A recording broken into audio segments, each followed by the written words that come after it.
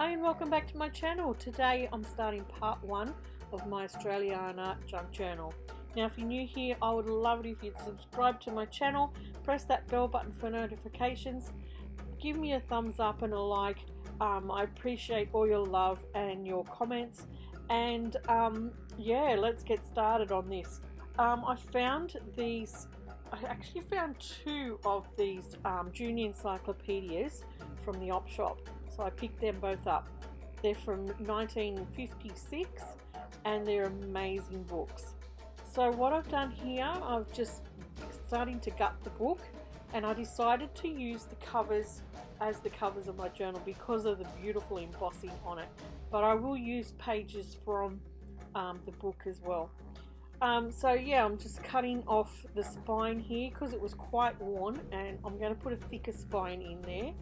So what I'm going to do is just, I think I used a cereal box cardboard.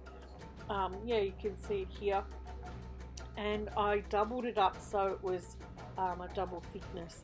So I'm just measuring this out to create my thicker spine. And I just glued that together, and yeah, you'll see it come together a little bit later on. Now for the front, I wanted to cover up the writing, but I really wanted to keep the Australian picture, the embossed Australian part of it. So I found some paper from Spotlight in here in Australia, and it's by Jocelyn Proust. I hope I said that properly. And she has some absolutely gorgeous Australiana themed papers, fabrics, ribbons, all sorts of stuff at Spotlight. So I made the focus on the front this Australiana what do you call it, gum blossom paper, and I decided to back it onto some glittery card as well, only just showing, you know, a slither of the glitter. And yeah, I just wanted to cover up the writing but keep the Australia. So what I did there was just trace around a tape roll which was similar size to the circle on the front of the cover there, and just glue all that in place. So I got that all glued on, and then I forgot to video me gluing the spine in. But all as I did was cover it in some fabric and wait for that to dry and ruffle the edges of the fabric. So I pulled out some green card because I didn't know whether, I wanted to add some gum leaves, but I didn't know whether I wanted to put them on the front or what I wanted to do here. So I just hand drew some gum leaves and cut them out, and yeah, experimented where I wanted them to go. So I'm just shading them here with some ink, and I embossed a center vein line down each leaf, and that picked up the vein line, the vein mark, then the shading, which made it look a little bit more real. And then I've done that to each of them, and then I cut a little nick out of the leaves. You know, you quite often see that in real leaves. So I just added some little nicks out of the leaves to make it look a little bit more realistic. And then I'm going to decide where I want to put them. I wasn't sure. I was going to originally put them on the front, but yeah. Okay, so I made some stalks. Now you could choose to make thicker card stalks here. I didn't have any thick colour that I liked, so I just glued two of the pieces of craft card together just to make it a bit sturdier. And then I've gone ahead and added some, brown shading to the stalks. Now another brain fog moment where I forgot to video how I put the stalks together, but yeah, you'll see you'll see it in the next section. I just stuck them all onto the actual pieces of card that I wanted stalks, you know, and stems of the coming off the leaves, and then I just put them all together just stuck them into like a whole branch type thing. Um, yeah, and I forgot to video it. Okay, so you see here now. I've just stuck all the branches together just to make it look like an actual branch of leaves. Um, so I'm looking at it here, wondering where to put it now. So I decided also I wanted some little gum nuts. So I found some um, rickrack that I had, and I've just frayed one edge of it, one end of it, and I wanted to use that as a red gum blossom. So I picked out some little safety pins and added that to the end of the rickrack, and I will put that in as a gum blossom. Now, it doesn't look like a gum nut, but hey, I'm just using my imagination here. And I think they came out really good. I enjoyed adding that little element to it. Okay, so I decided here not to put it on the front, that I was going to put it on the inside.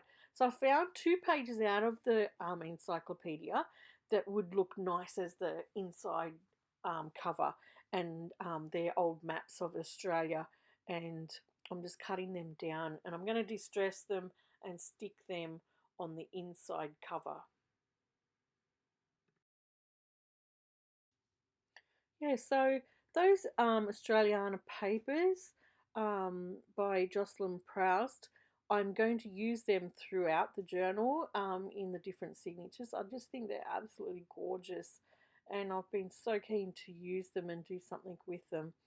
Um, I have also got some bird life one and some animal ones as well, so I'll use a mix of them through the journal. Plus, I want to use pages from these these old these old books as well. So I'm just going to glue stick that in, and yeah, all that sort of, this section's pretty self-explanatory. I'm just adding um, some distress ink as I go, and yeah, just to make it look older on the inside cover as well. Really happy I picked up these, because the second book that I got is actually got a lot of flora and fauna in it, and they will look beautiful too in this journal. So I'm just gluing this second one in, and then I'm going to choose a couple of photos from the book to make some pockets, and yeah, just to make the inside cover a little fun. Oh, first off, do I stick them on? I probably do. I'm just having a play here where they would look nice anyway. And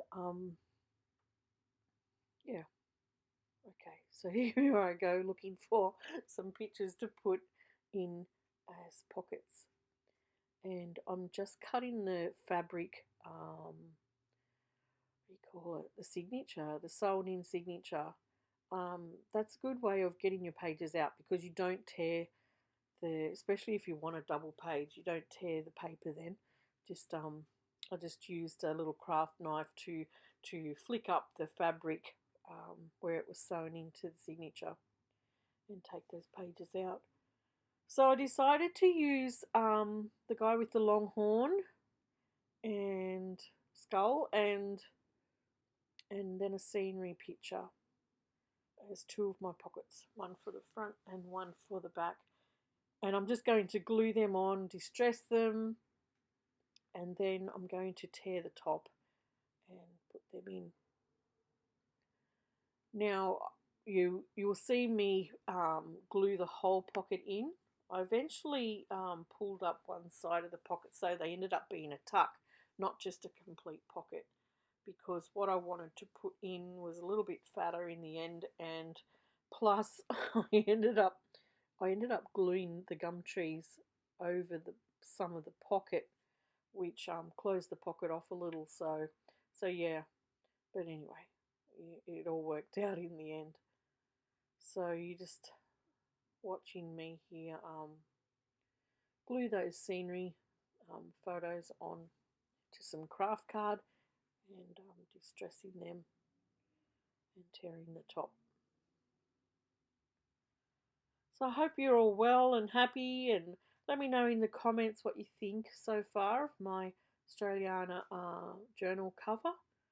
I'm really happy how it's coming up, and yeah, let me know in the comments what you're making. Could be a journal, could be, you could use these leaves on a card. Like a few people have said to me, oh, because they follow me, because I was doing a lot of actual just card making back in the day, and you could put them on a card, no worries, and do the same sort of thing. Anything can cross over. So I ended up sticking that leaf down, which closed that pocket off just a little. So I'm attaching the safety pins here with my little faux gum nuts, using the frayed rickrack, and I thought they turned out really cute. I was really happy with how they turned out. When we went around Australia, Western Australia was absolutely stunning for wildflowers. Absolutely stunning. I've never seen anything like that in my life, and we just felt so blessed to be able to see what we've seen. So this was, a big inspiration for this journal, our trip around Australia. Yeah, so I'm just gluing the other pocket in, and I'll be nearly finished the video. Just going to glue this lot of leaves on, and yeah, I hope you've enjoyed watching me make the cover of my Australiana journal, and I'll be back again soon to show you how I made a little booklet that slips in the pocket, and a little envelope booklet that I made as well. So those videos will be coming up soon, and yeah, stay safe, stay happy. Thanks for watching, and I hope you've enjoyed what I've put up today. Okay, bye.